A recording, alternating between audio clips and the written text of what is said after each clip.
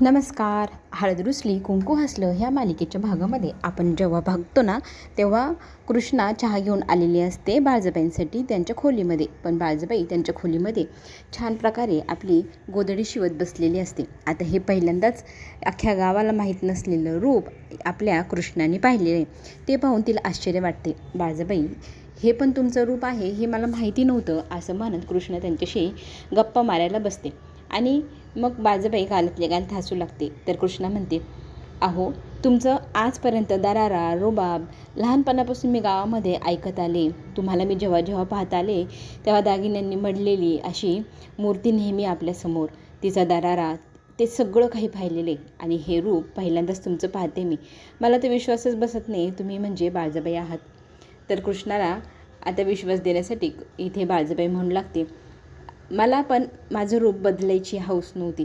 वेळ काळ असं घडत गेलं की ज्याच्यामुळे मी माझ्यामध्ये बदल घडत गेले आणि माझा हा दरारा, हा रुबाब पाहायला सगळ्यांना मिळाला. आजपर्यंत सगळ्यांच्या समोर जी बाळजाबाई आली आहे ती फारच कडक स्वभावाची आली आहे. त्याचं कारण फक्त ही परिस्थिती आणि परिस्थितीच होती.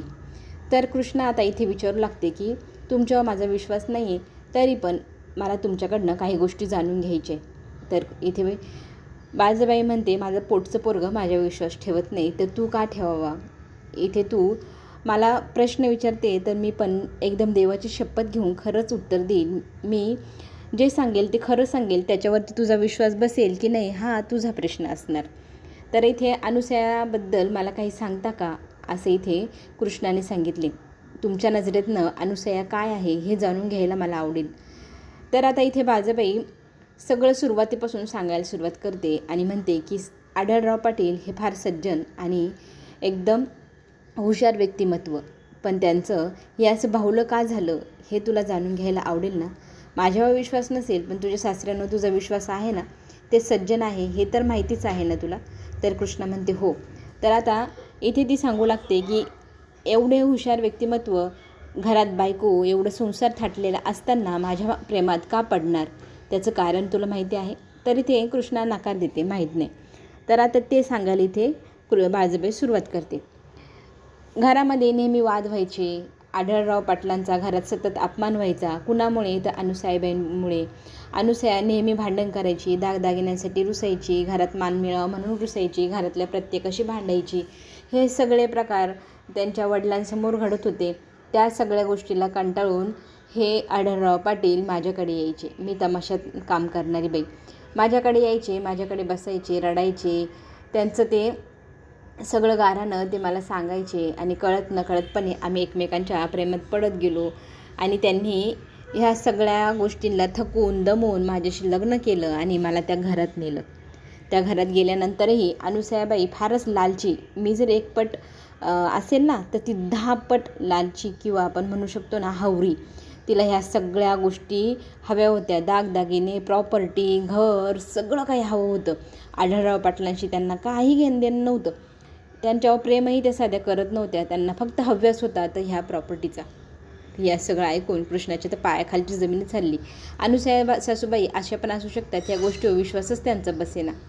आता अनुसयाशी इथे समीर बोलायला आलाय, मला ह्या घरात लवकरात लवकर प्रॉपर्टी हवी आहे, मान हवा आहे. गावात साधं कोणी मला विचारते नाही. मला माझ्या बापाचं नाव तर मिळालं, पण गावात रुबाब नाही, माझा मान होत नाही. मला ते सगळं हवं आहे. मला माझ्या नावावर प्रॉपर्टी हवी आहे, पण कधी देणार हा म्हातारडा माझ्या नावावरती. अनुसया म्हणते, बाळा तू जरा दम काढ आणि त्या पूजापासून जरा दूर राह. त्या पूजाच्या प्रेमात तू पडलाय ही गोष्ट तुझ्या बापाला जेव्हापासून कळली ना, ते तुझा रागराग करायला लागले. तुला त्यांच्या मनात स्थान निर्माण करायला हवं. म्हणजे कसं, ते आपल्या जाळ्यात अडकतील आणि आपल्याला सगळी प्रॉपर्टी देऊन टाकतील.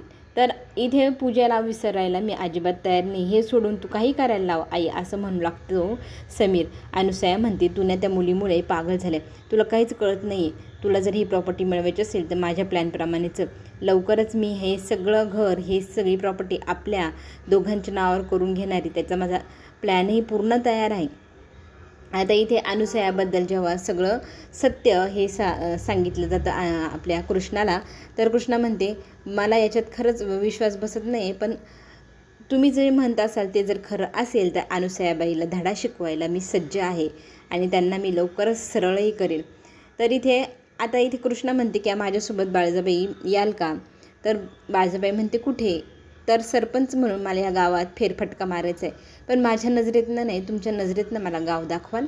तुम्हाला गावाबद्दल काय वाटतं? गाव तुमचं एवढा रिस्पेक्ट करतं, तुमच्या पाया पडतं, त्या सगळ्या गोष्टी मला जाणून घ्यायच्या आहे. त्याही तुमच्या शब्दात, तुमच्या वर्णनात मला सगळं काही जाणून घ्यायचं आहे. तर आज आपण दोघीजणी अख्ख्या गावात फेरफटका मारूया असं म्हणत आता इथे दोघेही जायला तयार असतात. तर इथे नवऱ्याची परमिशन घ्यावी, त्यांना सांगावं, कानावर शब्दभर घालावं म्हणून कृष्णा आपल्या नवऱ्याकडे दुष्यंतकडे जाते. तर तो बाहेर गाडी धुवत बसलेला असतो. तर त्याला ती म्हणू लागते, अहो मला तुमच्याशी जरा एक काम आहे. तर तो म्हणतो, बोल ना, काय काम आहे? दोघंजणं तिथे एकमेकांची थट्टामस्करी करतात. कृष्णावरती मुद्दामच आपला दुष्यंत पाणी शिंपडतो. तर कृष्णा त्याला म्हणू लागते, हे बघ, हे डोमेस्टिक व्हायलन्स असतं बरं का. जर नवऱ्याने बायकोला मारहाण केली किंवा काही खोड केली तर पोलिसही बोलवू शकते मी. असं म्हटल्यानंतर अरे वा, मुलगी शिकली, प्रगती झाली असं म्हणत दुष्यंत तिला हसू लागतो आणि म्हणतो, तू ज्याला जास्तच हुशार होत चालली. सध्या तू सरपंच तर आहेच आहे, न्यायाचे धडे पण घेत आहे वाटतं. आणि नवऱ्याने थट्टामस्करी केली म्हणजे काही डोमेस्टिक व्हायलन्स नसतो असं म्हणत तिथे दोघंजणं चेष्टामस्करी करू लागतात, एकमेकांवरती पाणी शिंपडू लागतात. आता इथे कृष्णा म्हणते की मला ओलं करू नका, मला बाहेर जायचं आहे बाळजाबाईंसोबत. हे ऐकल्यावर दुष्यंत म्हणतो, काय तुला आणि त्या बाईसोबत बाहेर जायचे?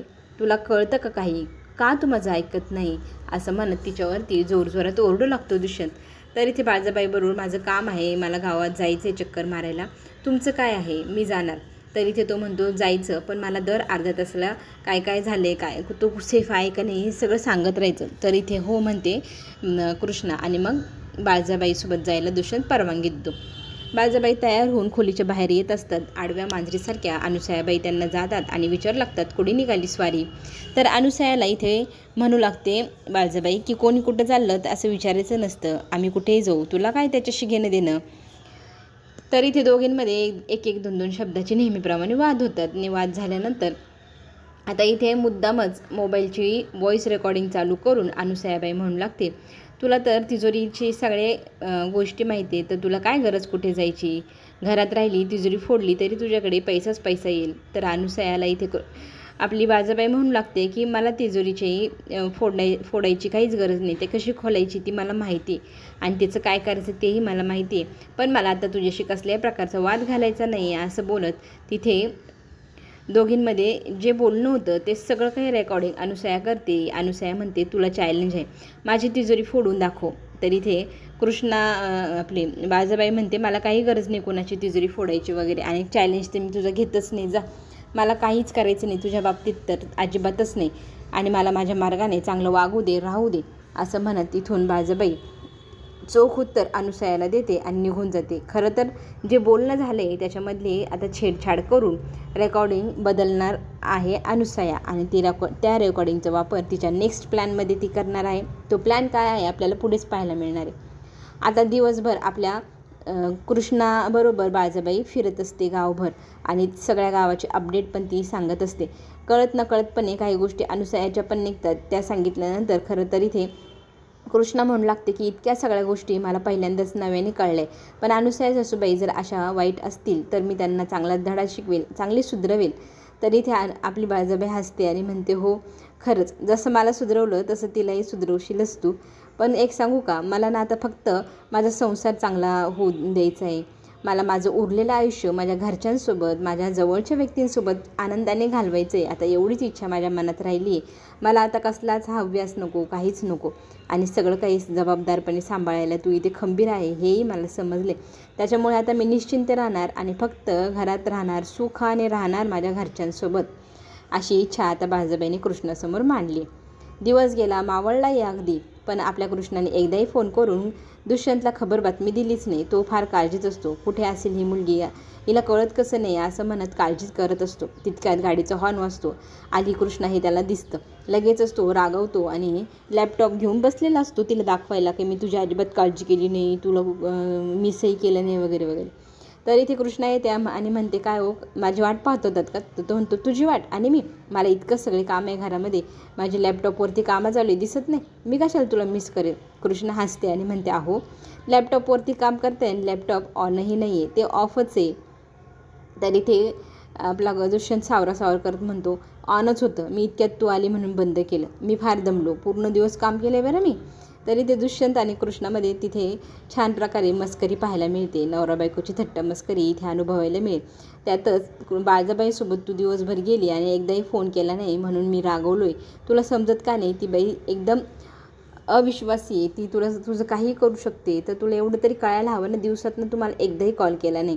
तर ती म्हणते, अहो मी इतकी व्यस्त होती कामात तर मी विसरूनच गेले. अगदी आम्ही 5 गावं फिरून आलो आहे बरं. त्या 5 गावाची माहिती मला बाळजाबाईंनी इत्तंभूत दिली आहे. तरी ते कृष्णाला दुष्यंत म्हणतो, तू इतका अभ्यास करते मग तुला गावाचा अभ्यासही जमेल. त्या बाईची मदत घ्यायची गरजच काय? तरी ते कृष्णा म्हणते, त्या फार हुशार आहे. त्यांना सगळ्या गोष्टी ठाऊक आहे आणि ज्या पुस्तकी ज्ञानात नसतात ना त्या गोष्टी त्यांनी मला आज दाखवल्या, शिकवल्या. तुम्ही त्यांच्या विश्वास ठेवत नाही, नका ठेवू. मी तुम्हाला म्हणते का ठेवा, पण माझं जे चाललं आहे ते चालू द्या. मला त्यांच्यावर पूर्ण विश्वास आहे. असं म्हणत तिथे दोघांमध्ये वाद होतो आणि कृष्णा रूमच्या बाहेर निघून जाते. आता पूजाने ना बोलवून घेतले भेटायला समीरला आणि त्याला म्हणत आहे की मला ना तुझ्यावर आता खूपच राग येतोय. तू तुझ्या घरच्यांशी बोलत नाही. आपलं लग्न अजून किती लांब निवड टाकणार आहात. मला तुमच्याशी लग्न करायचं आहे. तुमच्या घरात तुमची बायको म्हणून यायचं आहे. आता मला सहन होत नाही हा दुरावा. असं म्हणत आता त्याला लवकरात लवकर लग्नाची गळ घालू लागली पूजा. आणि त्याच्यात समीर म्हणतो आहे की अजून ना आईची परमिशन नाही आहे. आईला आपल्याला मनवायला हवं. ती थोडी प्लॅन करते स्वतःच्या नावावर काही घर प्रॉपर्टी करण्याची. ते सगळे यशस्वी होऊ दे, मग आपण आपल्या लग्नाविषयी बोलूयाच ना.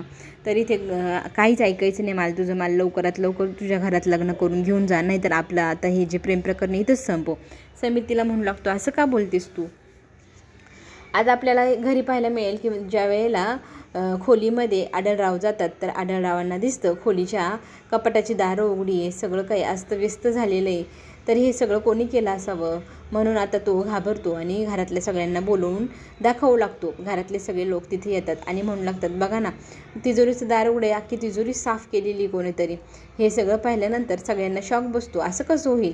दिवसभर घरात कोणी ना कोणी आपले असतं आणि आपल्या एवढा दरार आहे. या घरात एवढ्या दिवसाढवळ्यात चोरी करायची हिंमत कोणाची होणार? आता पूजा इथे म्हणते की मी थोडेच दिवस वाट पाहिल. तिने चांगली मुदत दिली. तेवढ्या मुदतीत जर लग्न केलं नाही ना समीरने तर ती त्याला सोडून जाईल. समीर तिला लाडीगोड लावतो आणि सोडून जायच्या गोष्टी करू नको मला, मी तुझ्याशिवाय जगू शकणार नाही असं म्हणत तिला घट्ट मिठी मारतो. खरं तर पूजा म्हणते, मला तुझ्या आईशी वगैरे घेणं देणं नाही. फक्त ती प्रॉपर्टी तुझ्या नावावर होऊ दे, मग मी तुझी बायको होऊन येईल आणि ती प्रॉपर्टी माझ्याकडे मी चांगलीच घेईल. मला तुझ्याशी पण काही घेणं देणं नाही. फक्त मला त्यात प्रॉपर्टीचा पैशाचा मोह आहे. हे तुम्हाला लोकांना माहिती नाही. असं म्हणत ती मनात विचार करते की सगळी प्रॉपर्टी याच्या नाव झाल्यावर मी घेणार. आता इथे अनुसयाबाई म्हणते की माझे दागिने गायब आहे, माझे पैसे सगळं काही गायब आहे. असं कोण करू शकणार आपल्या घरामध्ये? तेही दिवसाढवळ्या आपल्या घरात चोरी झाली. तर इथे बाळजाबाई पण येते. बाळजाबाई हे सगळं पाहिल्यावर आश्चर्यचकित होते. तर अनुसया आता इथे थेटच वार करते बाळजाबाईवरती. मला माहिती आहे आपल्या घरात दिवसाढवळ्या कोणी येणार नाही. घरातलेच लोकांनी चोरी केली आहे आणि घरात मी स्पष्टच सांगते माझी तिजोरी ह्या बाळजाने खाली केली आहे. आता स्पष्ट बोलल्यानंतर आपली बाळजाबाई म्हणते, असं कसं शक्य आहे? मी का तुझ्या खोलीत येऊन चोरी करेल? मला काय गरज दागदागिन्यांची? तर इथे ती म्हणते, हो तुला काही गरज नाही. आठवत नाही तू मला चॅलेंज दिला होता की मी कुठल्याही तिजोरीत कधीही काही काढू ठेवू शकते. तर इथे अनुसयाला रोख लावत आपली कृष्ण म्हणते की तुम्ही जे बोलताय त्याच्यावर मला विश्वास नाही. कारण दिवसभर बाळजाबाई माझ्यासोबत होती आणि त्या माझ्यासोबत असतानाच आम्ही दोघी सोबतच घरात आलो आहे. तर ही चोरी वगैरे यांनी केली ह्या गोष्टीवर तर मी अजिबातच विश्वास ठेवत नाही. तर इथे अनुसया लगेच रेकॉर्डिंग काढते आणि बाळजाबाईच्या रेकॉर्डिंगमध्ये छेडछाड केलेली आहे ती ऐकवते की मी तुझ्या खोलीतही येऊ शकते, कधीही खोलीची दारं उघडू शकते, कुठल्याही तिजोरीची किल्ली माझ्याकडे आहे, ती मला कशी खोलायची तेही माहिती आहे. आता स्पष्ट झालं आहे की हे चोरी आपल्या आपल्या अनुसयाने सांगितल्याप्रमाणे बाळजाबाईंनीच केली. तर आता इथे कृष्णासमोर बाळजाबाई म्हणते, बघ मी दिवसभर तुझ्यासोबत होते, मी नाही केलेली. ही रेकॉर्डिंग हिने कधी केली हेही मला ठाऊक नाही. तर आता मी निर्दोष आहे. तर हे सिद्ध करायची जर काही प्रकार असेल तर तोच सांगा. अनुसया म्हणते, आता हिच्या खोलीची झडती घ्यायची आपण. तर लगेच चला म्हणत इथे आपली बाळजाबाई म्हणते, मला भीती नाही, मी जर चोर नाही तर मी का घाबरू? माझ्या खोलीची तुम्ही झडती घेऊ शकतात, चला. आता सगळी मंडळी त्यांच्या खोलीत जातात. सगळी आता खोलीची तपासणी सुरू झालेली. कानाकोपऱ्यात सगळं काही शोधलं जातं आहे आणि एका पेटारामध्ये एक गाठोडं मिळतं, ज्या गाठोड्यामध्ये अनुसयाचे दागिने इथे दुष्यंतला सापडतात आणि अनुसया म्हणते, हेच ते माझे दागिने. आता काय करणार पुढे? कृष्णा कसं निर्दोष सिद्ध करणार आपल्या बाळजाबाईला? आलेला हा चोरीचा आरोप कसा धुडकावून लावणार आपली बाळजाबाई? चला तर मग पुढे काय होणार पाहण्यासाठी आपण पुन्हा भेटू. चॅनलला नक्की लाईक करा, सबस्क्राईब करायला विसरू नका. पुढे येणारे नवीन व्हिडिओ तुमच्यापर्यंत लवकर पोहोचेल. धन्यवाद.